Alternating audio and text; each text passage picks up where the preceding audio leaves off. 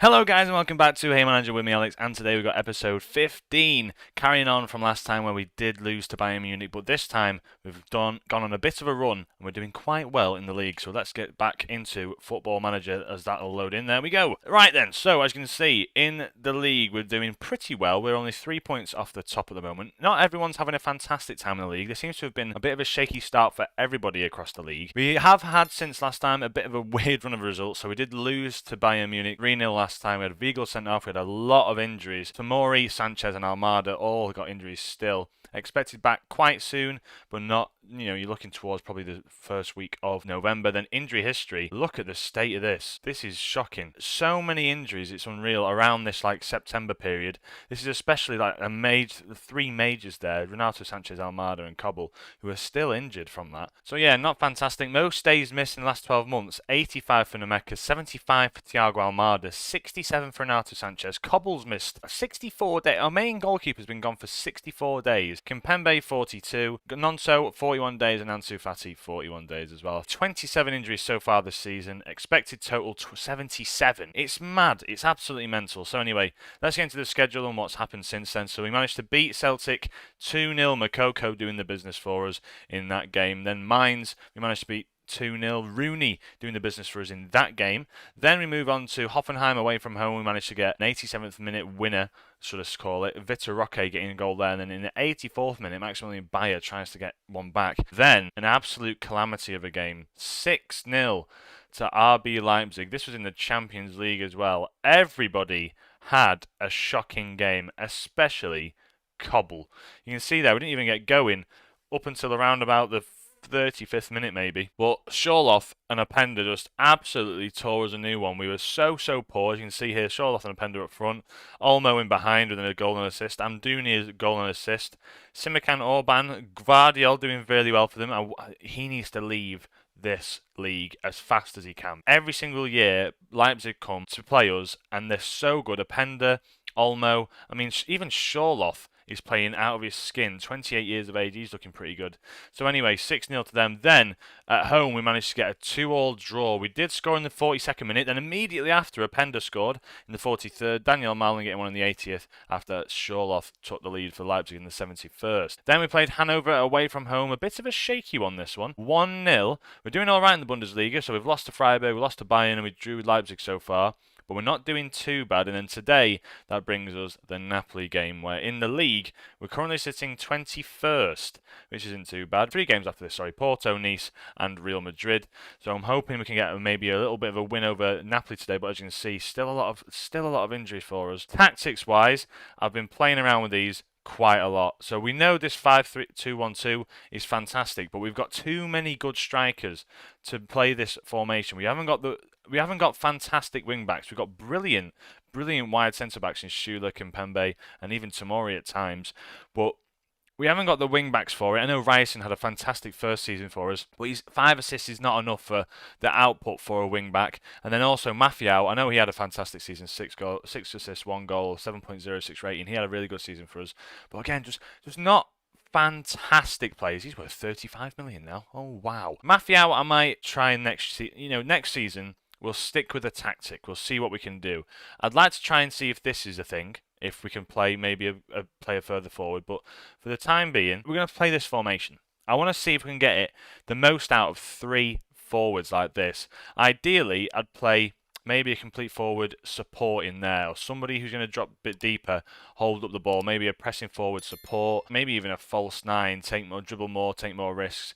But what I want to do is, I want to sort of close down harder, hold up the ball, tackle harder. That's the type of the player that I want to use in there. But as a complete forward here, take more risks, run from positions, dribble more, and move into channels. I don't know if that's the type of player I want to play, so I'm going to play pressing forward there. Then we have a Metzaler for Brandt, which allows him to get forward, but he's a bit more, he tackles a bit more. As you can see here, if you hover over the Metzaler role, get further forward, run from positions, move into the channels, but he likes to operate in the half spaces and get a few more tackles in.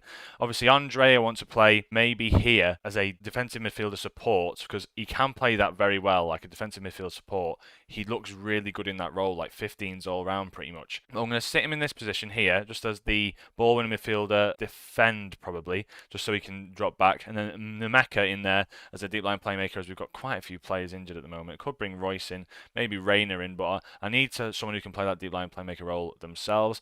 And then up front, we've got Moukoko and Marlon, because I know Moukoko has been playing a lot of games recently. He's in fine form. We've got Fatty, who could probably come on, but I want to give Martial a bit of a run out because I know he can become a better player than what he is. He's off the ball is not brilliant, but his composure, his finishing, his dribbling, it screams advanced forward, and he's been so good in the past. I want to see him do better. And then also Daniel Marlon, who can play up front as an advanced forward or even a complete forward. He can play in that position, but I do want to have him up there as a pressing forward, which I know he can play. I know he's very good at it. Bravery's not very high, but I know he can play it for sure. So there we have it. That's how we're going to play today. Let's get into this game. Let's see how we play out. I'm happy with this side and how we're playing at the moment. You can see down here, a few injuries to a few players, unregistered players as well. But I want to try and find a tactic that I can work with, that I can play with, and then we go into the league and we just use that consistently. We're going to go positive today because I reckon we could try and have Napoli in this game, and let's just see how we fare against a very strong side in Napoli, who I think are top of the league at the moment. They have Giovanni Simeone. Obviously, Osimhen has left them. He's gone to Real Madrid. They then have Kvaratskhelia, I think that's how you pronounce it, and Abada, sorry. Zielinski's in there, and Guis is so good on this game this year. Honestly, so good. Kim Min-jae's back. Rahmani is in there. Di Lorenzo and Maximiliano in net. This is the side we're going to play out with. It's not the strongest of sides, and I think what I need to do at the end of this year is a complete clear out. I'm trying to think of ways to integrate two left forwards and a right forward. I might have to get rid of quite a few strikers. I know Vitor Roque. We're bringing in players like that we're bringing in tactically to sell going forwards because we know Moukoko is the star player of this side. Hold on, we've got a highlight here, 3 minutes in. Andre into Moukoko. We're utilising these players that are getting forward now. Gosens, can he maybe have a shot on goal? He does! And Robin Gosens gets the first goal of the season for Borussia Dortmund. This is encouraging signs as we had you can see the 4-3-3 utilisation there. The three forwards bunching up on this left-hand side, which I probably need to tell him to hold their positions in.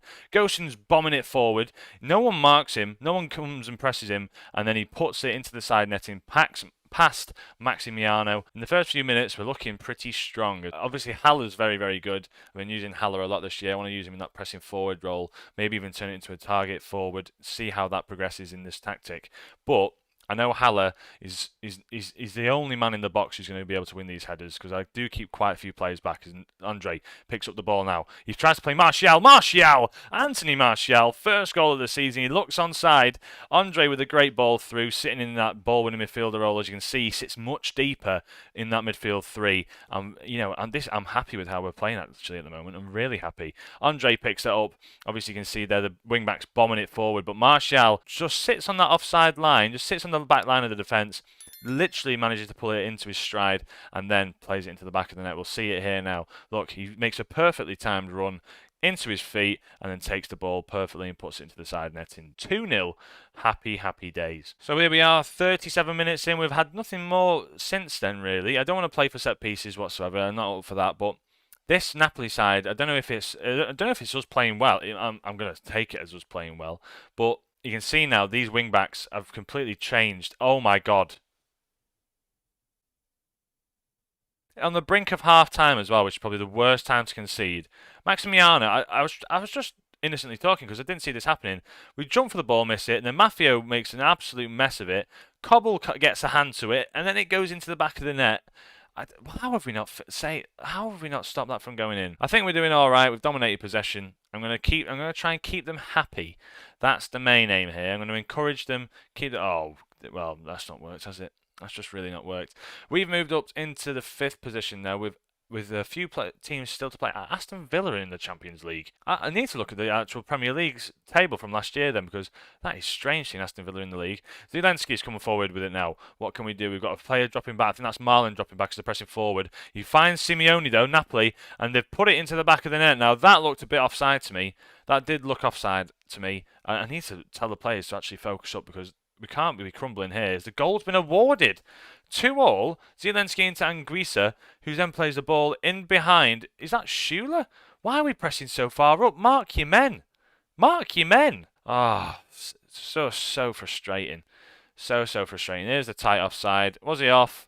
No, he wasn't. Of course he wasn't. We've got Gosens and Kimpembe playing him on. Simeone, anyway, puts it into the back of the net. That's 2 goals for him in a short period of time. Let's demand more from the boys. Let's bring in Nonto. I'm going to let Nonto have a bit of a game out there. And Willie Nonto, where does he play best? Advanced forward. You know what? Why don't we just try 3 advanced forwards? Why don't we just try it? I know they roam, I know they're getting to move into the channels, but let's just try it. Why not, eh? Why not? Let's see how that works for us. Nonto is on the pitch, as well as Julian Weigl. Right, there's a throw in deep in our half. Di Lorenzo picks it up. Can we tackle him there? Andre gets the ball, and Weigl now. We can play the ball forward as we've got many players forwards, but that is such a poor ball and such a waste. Zielinski into Politano now. Great interception there as Gosen plays it back to Cobble, and now we can look to go forward again. Maffio bombing it down this right hand side, gets tackled again by their left winger. Zielinski on the ball, comes forwards. What's he going to do now? Di Lorenzo on the ball. There's no one to close him down. Politano into Simeone, and oh, they've scored again. Oh, God. That's 3. We were 2-0 up. It's now 3-2. The goal's been awarded as well. Oh, boys. This is not good. Di Lorenzo into Politano. Politano to Simeone, and Cobble nowhere near the ball. Come on, boys. Last few minutes. Let's berate them because they've been absolutely shocking in the second half. Come on, 85th minute. Let's get something else going. We're all going all attacking here. The last few minutes of the game. 4 minutes of added time. There's not been a highlight since. And that sees us sitting in 26. I'm embarrassed. I'm embarrassed. As Napoli now go into the top spots. That's seen us drop to 26th. With all these teams down here still to play another game. We've only won 1 out of our 3 games in the Champions League. We've still got Real Madrid, Nice and Porto to play. That is an absolute stinker. We've had an absolute shocker. Anyway, there we have it. I hope you did enjoy this episode. Thank you again for the support recently. 163 sub-managers now. I was aiming for 175 by the end of this year. I think we're going to get there, you know. I honestly think we're going to get there, which is going to be such a revelation. I didn't think I'd be able to get anywhere near this, because then I was sitting on 147, 148 for so long, and now all of a sudden, 163 sub-managers later, here we are. And just want to say thank you very much anyway. So if you did enjoy the video, please leave a like, subscribe if you are new, and I shall catch you in the next one. From me, Alex, have a great day. Ciao.